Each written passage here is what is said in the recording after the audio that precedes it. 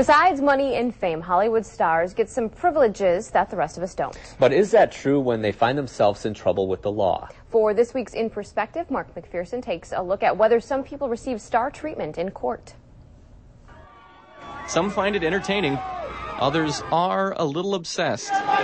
But for some reason, Hollywood stars headed to jail seems to grab people's attention. Oh, look at that. Somebody threw confetti on her. Many people, when looking at Hollywood starlets crying in court, like to say judges tend to go easy on them. Recently, Lindsay Lohan, for instance, found herself in front of a judge. She was sentenced to 90 days for violating her drunk driving probation.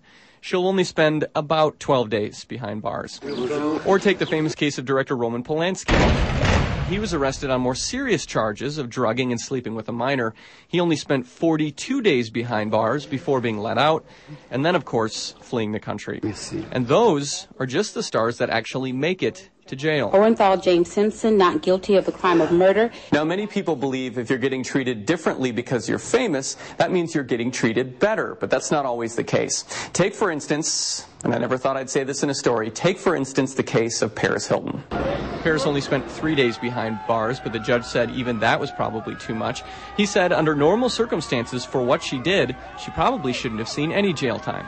So are these sentences fair? Well, it's tough to say, especially if you're trying to compare Hollywood jail time to sentences here. There are a lot of ways that I wouldn't compare Wisconsin to California, and laws are one of them. Now, it's up to the judge to decide how much time, if any, someone will spend in jail, and there's a lot that goes into it. Judges take into account so many variables. The judge always looks at protection of the public, the seriousness of the charge, which can be debated sometimes how serious it is, usually the prior record of the defendant, what other things have been tried, and sometimes also the impact of the victim of the crime. While there aren't many Hollywood stars here in La Crosse, there are cases in our courts where fame didn't seem to help.